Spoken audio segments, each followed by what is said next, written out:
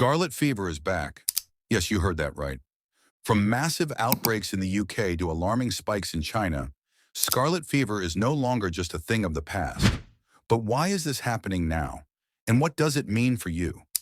Scarlet fever may sound like a disease from the history books, but it's back and spreading. This bacterial infection, caused by Streptococcus pyogenes, typically affects children, but can have severe complications if left untreated. Scarlet fever has made a concerning resurgence worldwide in recent years. In the UK, a sharp increase in cases was observed in 2022, with nearly 30,000 reported between September and December alone. This is a significant surge compared to previous years, where the same period typically saw around 3,300 cases. Experts attribute much of this rise to the M1 UK strain of Streptococcus pyogenes, which became dominant post-pandemic. The pandemic-induced social distancing measures may have caused a dip in immunity levels, leading to a greater vulnerability to infections like scarlet fever once restrictions were lifted. In China and other parts of East Asia, there have been similar increases in scarlet fever cases. While detailed figures for 2023 are still emerging, the trend mirrors that of the UK, with many regions reporting significantly higher numbers than in pre-pandemic years. Australia has also seen a resurgence, though the country has not experienced the same dramatic spike observed in the UK. The global rise in scarlet fever cases has raised concerns among health professionals about potential future outbreaks. Experts suggest that waning immunity and the genetic fitness of certain bacterial strains are contributing factors. Moving forward, there is a growing consensus that vaccination strategies could help curb the spread of this infection. Scarlet fever outbreaks have not only resurfaced globally, but have also affected specific regions differently. Let's break down the trends in three key regions: the UK, China, and Australia. Between 2013 and 2018, the UK experienced one of its most significant scarlet fever outbreaks in decades. Over this period, more than 100,000 cases were reported, marking a 50-year high for the country. The outbreak saw a massive spike in 2014, with over 15,000 cases, followed by peaks in subsequent years. This resurgence has been largely attributed to the reemergence of certain aggressive strains of Streptococcus pyogenes. By 2022, cases had surged again post-COVID, with nearly 30,000 cases reported in just a few months. The UK government responded with increased public health warnings, improved diagnostics, and better reporting systems. The cooler, temperate climate and high population density in urban areas also facilitated transmission.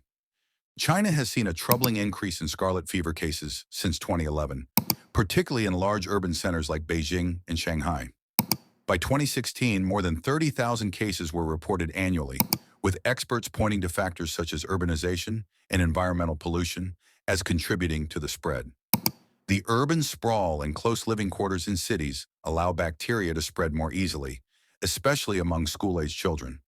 Government initiatives, such as improving hygiene practices in schools and daycare centers, have been implemented.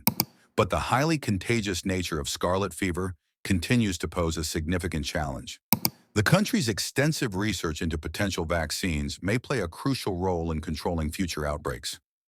Australia, while not seeing the same surge as the UK or China, has reported a rise in scarlet fever cases in recent years. A notable concern here is the emergence of new strains of Group A Streptococcus gas bacteria, which have the potential to be more virulent and lead to more severe complications. The Australian government has focused on early detection and research into vaccine development, but the threat of these new strains requires continued vigilance. The country's vast geography and relatively lower population density may act as a buffer against the massive outbreaks seen elsewhere. But smaller, more isolated outbreaks have been reported, particularly in more populated coastal areas. Across regions, factors like urbanization, population density, and how governments respond to health crises play a huge role in how scarlet fever spreads. These social and environmental factors shape infection rates, making some areas more vulnerable than others. And with potential vaccines on the horizon, there's hope that scarlet fever can be brought under control on a global scale in the coming years. So what's really driving the resurgence of scarlet fever? A significant part of the story lies with evolving strains of Group A Streptococcus, gas, particularly the EMM12 strain. This strain has developed the ability to produce superantigens, toxins that can trigger an overwhelming immune response in the body.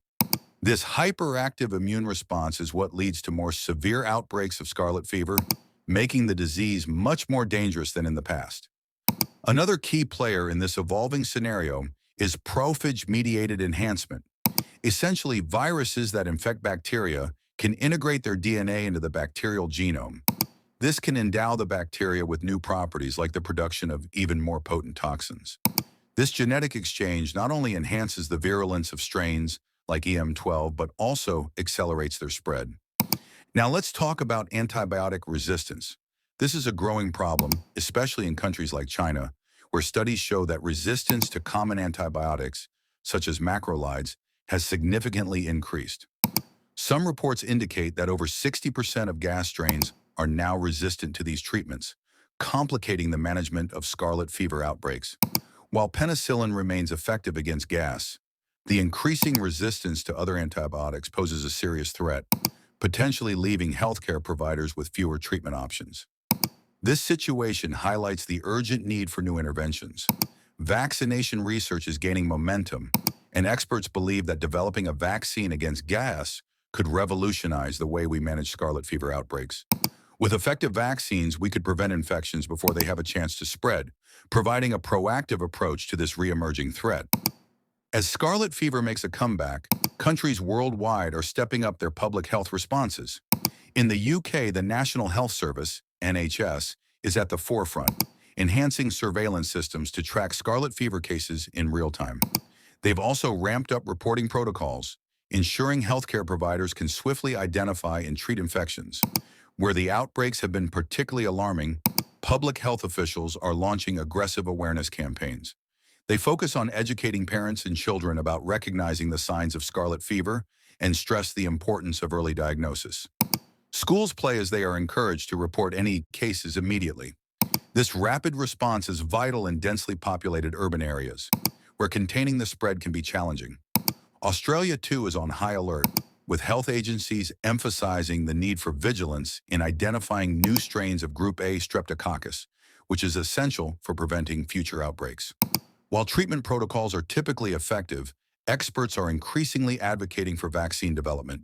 Vaccines could not only prevent scarlet fever, but also help combat the rising threat of antibiotic resistance. So what have we learned today about the resurgence of scarlet fever? This is not just a historical illness. It's making a comeback and affecting communities worldwide. From the UK to China and Australia, countries are responding with new strategies to tackle this evolving threat. But we want to hear from you. What do you think is the most effective way to prevent outbreaks? Leave your thoughts in the comments below. And don't forget to like, subscribe, and hit the notification bell for more insights on public health topics. Together, we can stay informed and keep our communities safe.